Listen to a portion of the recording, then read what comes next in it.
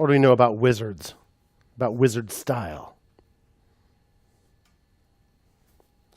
They always have those big old wooden desks. They usually got like a quill, maybe a skull. Maybe the skull's a candle. Maybe they've got, what else they have? Some potions and stuff. Let's start making our wizard desk here to have our spell book on. How about some nice wood? We could do a Google Images search for wood background image. Or maybe I already did. And I'm going to share the one I found with you. Feel free to find your own if you'd rather. Try not to violate any licenses.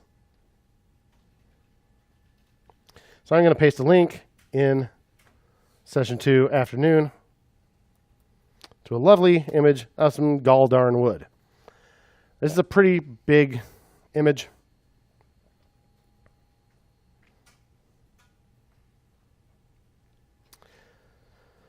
Once I download it, I'm going to put it in the folder where my code lives. If you don't remember how to get to that, you could do it from the command line using open dot on a Mac or start dot on Windows, or inside Visual Studio Code. You can right-click on one of your files and say reveal in Finder or reveal in Explorer as applicable.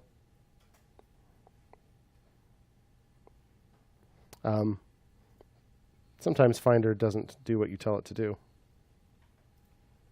There we go. Here it is. So I'm going to download that file, wood. I'm going to copy it over here. And I'm going to put a couple others in there too. Quill, skull, why not? So here's a link to the quill photo.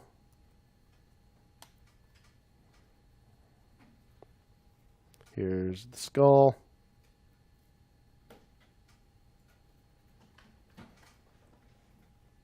If you want to make it look different, feel free. But if you want to use these images, here they are.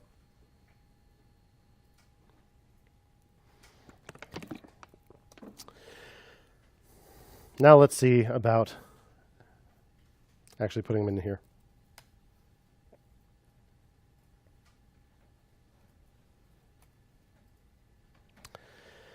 So how about for my body here, I add a background image. There's a CSS property called background image, predictably enough.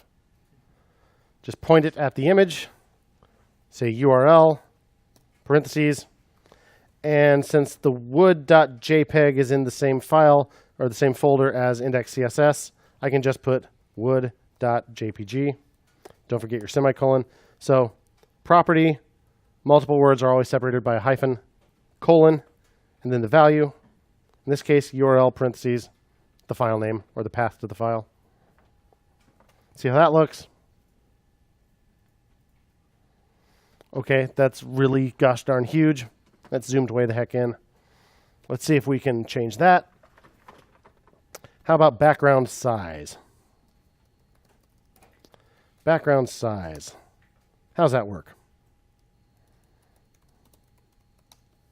If I Google that, very often your first few results will be W3 schools, developer.mozilla.org, that is MDN, which we referred to casually yesterday. Basically, the official documentation for the web. Great stuff, very searchable. It'll tell you all about it. Lots of good examples.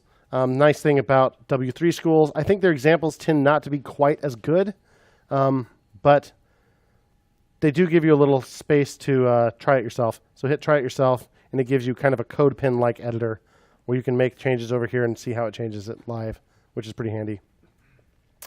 Usually after those two things, when you Google CSS properties, you'll see CSS Tricks, which is my favorite resource for this stuff. It's a great, great resource. It's also just a nice looking site. And there's this almanac with every single CSS property and some really good explanations. So background size, 2 keywords you can use, cover and contain. Now I also happen to have a thing in my Visual Studio Code. Notice when I start typing that, specifies the size of the background images, good. And it shows me which browsers support it. all versions of Edge, Firefox since version 4, which was a long time ago, Safari since 4.1, Chrome, IE since 9, Opera 10. So pretty safe as long as we're not stuck on Windows XP with IE 8. So background size, colon, start typing one of those values. I have contain, scale the image while preserving its intrinsic aspect ratio, if any, to the largest size such that both its width and its height can fit inside the background positioning area. I think it's already a little too big. Maybe I want cover. Cover, scale the image while preserving its aspect ratio to the smallest size such that both its width and its height can completely cover the background positioning area. I think that's the one I want. What do I mean by preserving its aspect ratio? I mean don't squish it or stretch it. Keep the width to height ratio the same. What if I do this? Okay, now it's repeating. It's really obvious that it's repeating. I don't like it. Maybe you can find one that doesn't repeat quite so obviously, but the seam's super obvious. So I don't like it. Background repeat. Very good. Inherit initial, no repeat. Sounds like what I want. Semicolon. How's that? Well, I do want it to fill the whole page. All right, one more thing. Let's do background, position, fixed. Not what I meant. I meant background attachment, dang it. Background attachment, fixed. Specifies whether the background images are fixed with regard to the viewport or scroll along. If I do attachment fixed, it happens to make it just the way I want it. And yeah, good. I'm satisfied. What did it do? Well, before I did that, check this out. If we inspect, let's see, that was body, right? Here are all the rules that apply to body. If I just turn off background attachment fixed, that's what it was like before. So that's what it did in this case. You can just turn the rules off and on. You can edit the style right here. Good stuff.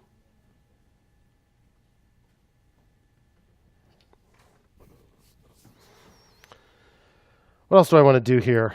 The body, okay, see the orange around the edges there? When I highlight body, if you scroll down here in your DevTools, I can see that that has margin of 8 pixels. I don't want the body to have margin. If I want margin and padding around things, I want to do it on a case-by-case basis. I don't want the page itself to have it. So let's change that. So on body, I'm going to say margin 0. There you go. I notice the H1 has a ton of margin still. That's why it's so far down the page. That's okay for now.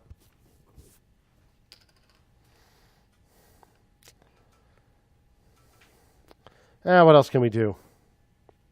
Tell you what I'm going to do. I'm going to dump in a whole bunch of CSS and then explain it, and I'll dump it into Slack too. This is not a CSS class, but it'd be cool if you could learn some along the way.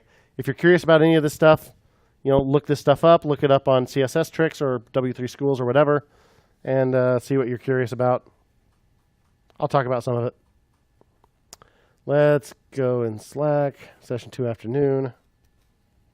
Pasty. There we go.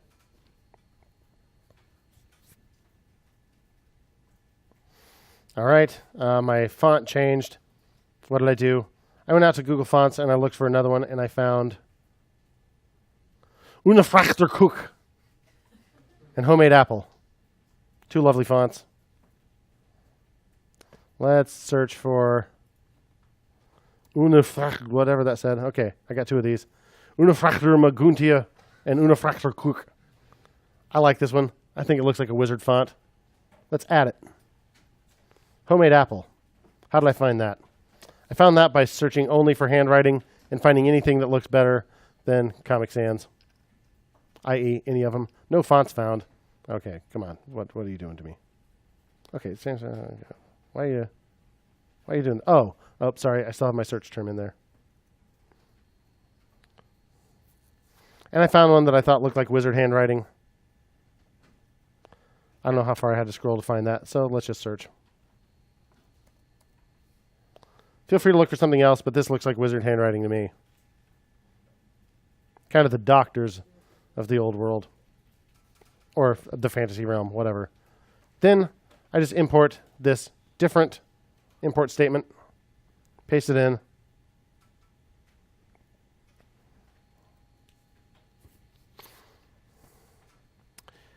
Not the most legible thing in the world here, but why is that not changing? Why is this saying so small? Oh, I haven't put, wait, no, I have put all the rules in. That seems a little small. Oh, that's because my window's small. Yeah, as I resize, it gets bigger. Yeah, it kind of looks like spell boof or something, but hey, that's just fancy. It's just like sometimes you'll see public library or that band churches, right? And sometimes they just wrote these things different. Or if you look at like the Declaration of Independence and stuff, you'll see their S's kind of look like F's. You know, they're these big businesses. They have a line in the middle. Looks like an F. It's an S, right? Weird. That's a funny spelling. But it's not a funny spelling. They just write their letters funny. Spell boof. You don't have to use this font if you want. I also made it kind of a translucent black. You can make it white if you want. Might be a little easier to read. Definitely be a little easier to read. But this way it kind of looks like it's burned in there or something. I don't know. Change it if you want. I don't care. Speaking of which, colors in CSS. How do we do it? We can do it lots of different ways. We could just say something like white. Totally works. We could use RGB values, red, green, blue, specified in primary colors of light. There's even more than one way to do that. The named colors, there are a bunch of them. You can look them up. Some of them are very predictable, all the colors you would think. Some of them are things like cornflower blue. It's a very nice blue. Doesn't look great against the wood, though, does it? So we could do the RGB thing. You could use things like this. What's all that? Well, that is white. But what do we got here? The hash means hexadecimal time. You guys know about hexadecimal? Digits 0 through 15, base 16 number system. So 0 through 15, but there is no digit 11, is there? So for 10 through 15, we use A, B, C, D, E, F. So it's 0 through 9 plus A, B, C, D, E, F. 2 digits per, 2 digits for red, 2 digits for green, 2 digits per blue.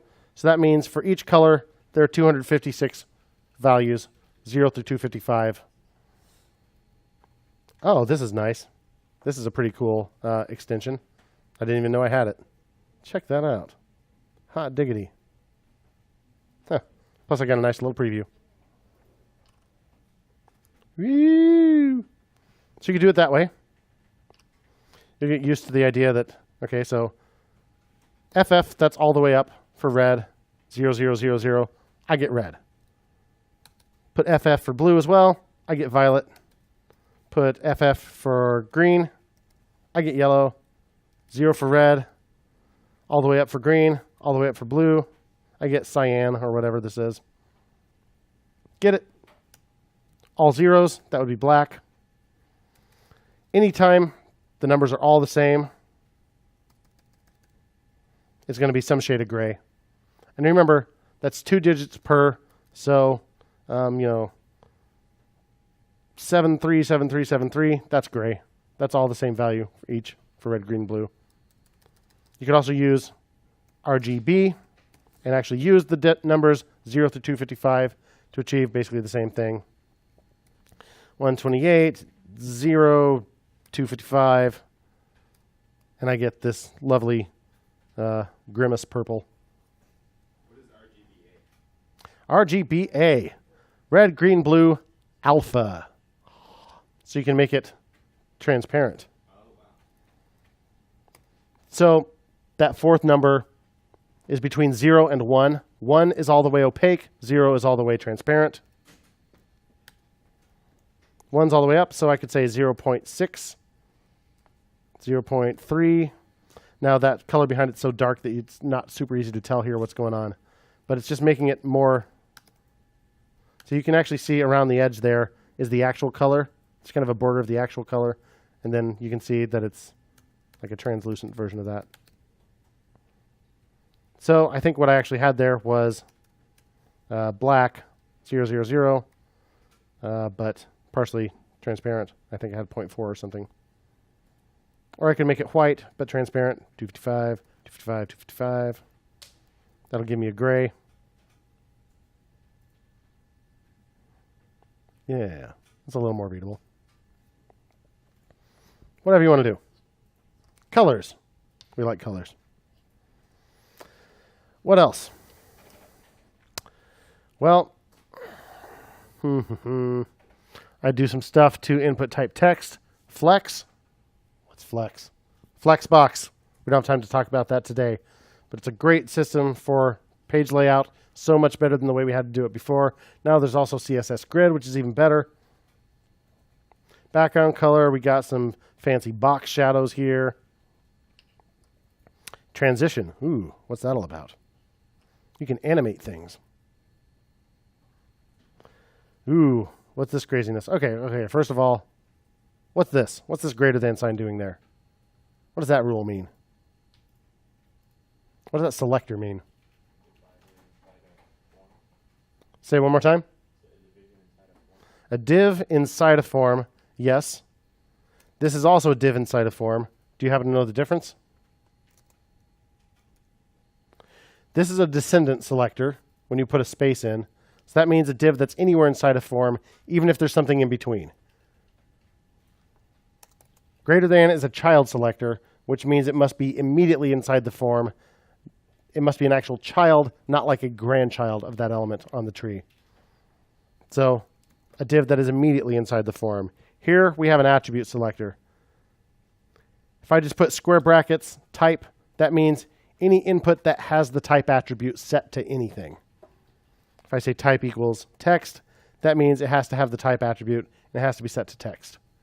Now we know text is the default, but if I didn't put the type in there, that rule would not match it. That selector would not find that thing. So I do a bunch of stuff to that. Now here I've got that with colon focus on the end. This is getting complicated. You know what the colon means? It does mean when it's focused, style it like this. So the colon here denotes a pseudo class. Another really common one is hover. So it's kind of like a class, except you don't put the class on there. It puts the class on there when something happens on the page. So if it happens to be the focus element, it has this pseudo class applied to it. So this rule suddenly starts applying. In this case, I give it kind of a glow effect around the edge. Otherwise, it puts that big blue mess around it, which just doesn't go with our whole wizard thing, does it? Unacceptable. All right. But hey, there is no div inside a form, so this rule isn't even applying anywhere, is it? Let's change our markup a little bit, because I've got this rule written for slightly different markup than what we have. So I'm going to wrap both the input and the button inside a div. Now I've got a div around them. Refresh. Ooh, that's nice. Let's check this out. Woo! Woo! It doesn't just change background colors, it changes it very smoothly, right? Does that show up on there? Yeah. It's kind of smooth. That's because of that transition. Let's look at our button. Button type submit. Background color is this thing. Transition, background color 0.25 ease out. Color 0.25 seconds ease out. And then I have background color here for when I hover. So this transition property means that if there's any change to background color, animate that thing over a quarter of a second. And ease out tells it, don't do it at a uniform speed. Start going and then kind of slow down when you get toward the end. So it's just kind of... Makes it real nice. It's pretty subtle. It just looks better than if it's all on and all off. Again, not a CSS class. Don't worry if you're not getting this, but if you're interested, look up any of this stuff. Make your stuff look great. I know you can do it. You're artists, basically. All right, now I also see this big rule for main. So I think the idea here, I mean, I know because I wrote this style sheet, but let's put our UL inside another element called main. So main is just like a div. It's just a generic block level element introduced in HTML5, so we could just use some more semantically meaningful markup. Div doesn't mean anything. Main tells us a little something, keeps us from having to say div ID equals main or something like that. So let's see what that CSS did. Something. Oh, I see a little shadow. I think I'm missing a background image. There's an image I forgot. Oh boy, get excited. It's a good one, folks. Parchment. What else would a wizard write on? Copy Dropbox link. Let's paste that link into the old Slacks. Oh yeah. Parchment, Bubba. Why is there all this space over here? Skull time. Yeah. See that in my CSS? That's something that's in there somewhere. Skull. Heck yeah. All right, so in my HTML, at the top, above the H1, I'm just going to put an image, img, another empty element, right? No closing tag. Source, just the URL or the path to your image. It's right here in the same directory, so I just put skull.ping, skull.ping. The alt attribute, that's what a screen reader or something should read if it can't show the image, or if you can't show the image because the URL is broken or whatever, it'll show that on the page instead. The skull is purely decorative, so empty string is actually what I want here. But always at least put alt equals empty string. Don't just leave it out. Okay, and we got a quill too. Image, source equals quill.png, alt can be blank. And let's give each of these an ID because the style sheet seemed to want an ID. So ID equals skull. ID equals quill. Let's see what we got. Oh yeah, Bubba. Skull's even at a nice jaunty angle, right?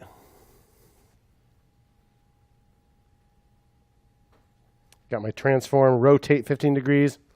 That's clockwise. We're going to go counterclockwise, minus 15 degrees. Position absolute. You know what that does?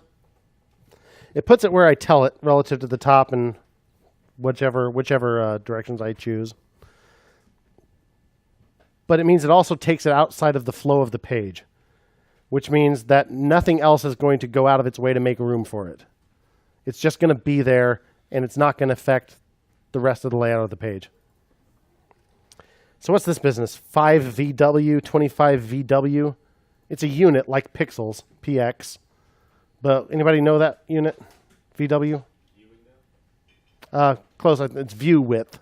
But it is the size of the viewport window. In other words, it's a percentage of the width of the window. So that changes every time I resize this. So it recalculates all those things. So it's basically the same as percent, except it's always relative to the width of the window, not the container. So percent units are relative to the width of the container. VW is the width of the entire window, or the viewable portion of the window if you have your DevTools open. So I'm using those. So it looks nice, however small you make it. And I got my nice parchment here. So what happens now? Oh, look at that. Yeah. Fireball. What? Yeah. Spells, Bubba. Pretty nice, pretty nice. Get too many on here. Conjured demon. just my little parchment scrolls, not the whole page. Why? I don't know. It was late. This is how I wanted to do it.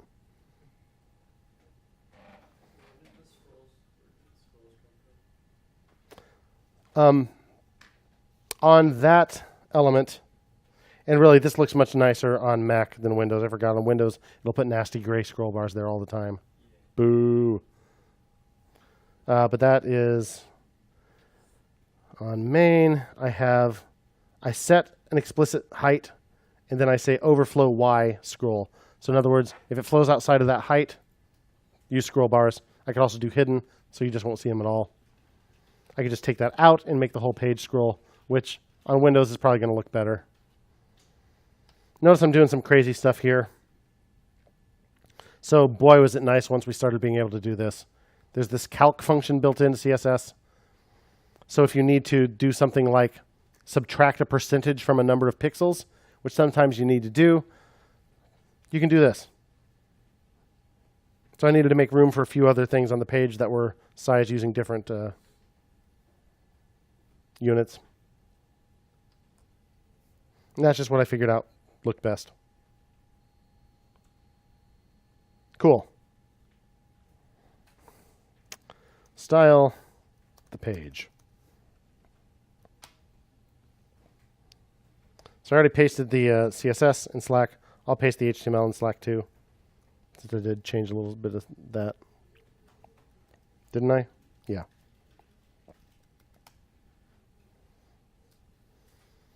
Questions?